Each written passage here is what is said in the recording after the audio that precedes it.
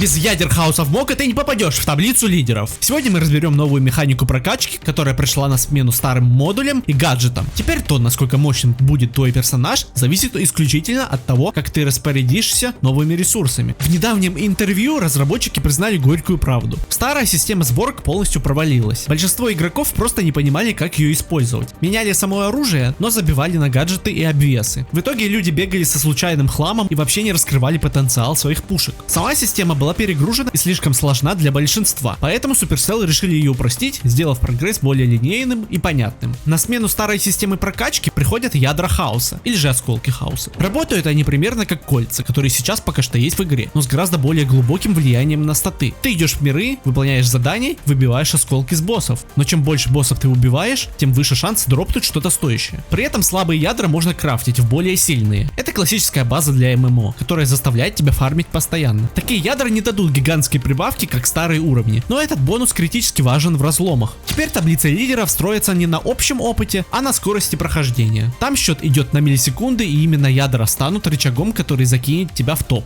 Каждая единица урона и процент к скорости отката навыка здесь на вес золота. Тут у любого внимательного игрока возникнет вопрос: а что если я найду ядро максимального уровня и захочу поставить его вместо слабого? Старые ресурсы сгорят?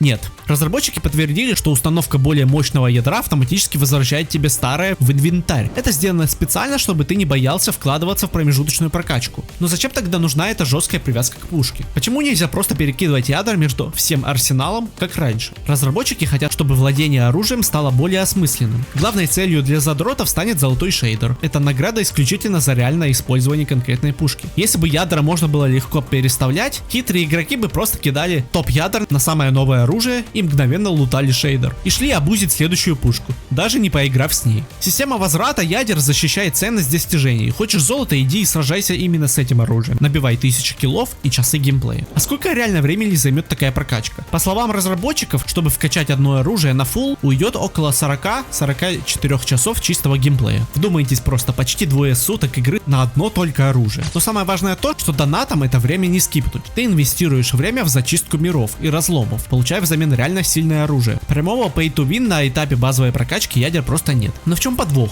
Он начинается в самом эндгейме. В новых таблицах лидеров все решает результативность. И вот тут тебе понадобятся мега заряженные ядра. Шансы их выпадения мизерны. В интервью приводили пример, когда такое ядро удалось выбить только за 3 дня плотной охоты на особых монстров. Они дают лишь доли процентов к характеристикам. Но именно эти крохи будут решать, заберешь ты топ-1 в сезоне или нет. Для попадания в абсолютный топ рейтинга игрокам придется собирать коллекцию таких мега-ядер, что превращает эндгейм в настоящую гонку удачи и упорства. Я не знаю, удержит ли нас такая система надолго, узнаем только после выхода обновления. А как вам идея с ядрами хаоса? Рады, что гаджеты выкинули на помойку, или такой долгий фарм убьет интерес к игре? Пишите в комментариях, обсудим. Если разбор был полезен, ставьте лайки, подписывайтесь. В описании я оставил ссылку на все свои ресурсы, там можно поддержать меня донатом и подписаться на другие площадки, включая приватный телеграм Покидиш Про, с моими планами, инсайдами и роликами без монтажа. Ну а с вами был Покидиш, всем пока!